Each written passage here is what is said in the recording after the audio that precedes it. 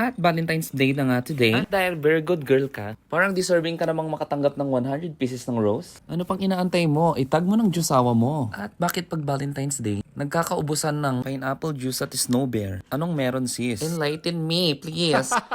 At nabilog na nga natin ng 100 pieces na bulaklak. 99 lang pala. May natirang isang peraso sa mesa. Hindi naman na siguro bibilangin yan ng customer. Charot. Pagkatapos naman siyang bilugin ay lagyan ng tape sa baba at saka naman natin ititrim. At tanong ko lang, ba't nagtitrim ng bulbulicious sa Valentine's Day? Anong meron? Kausapin mo ako, be. Ba't may mga ganyang eksena? At bakit naliligo tuwing Valentine's Day? Di ka naman naliligo everyday ah. At bakit binabad ang funtibility sa Downy? Pwede ka namang mag-pH care sis. Like me, pH care ang gamit ko. Ang Kifi, Happy. Tama na nga sis, puro kakalokohan. So ayan yung mga roses na ginawa namin kanina. Bale, tig 100 pieces siya, pero yung iba sobra. Hindi pare-parehas ang bilang. So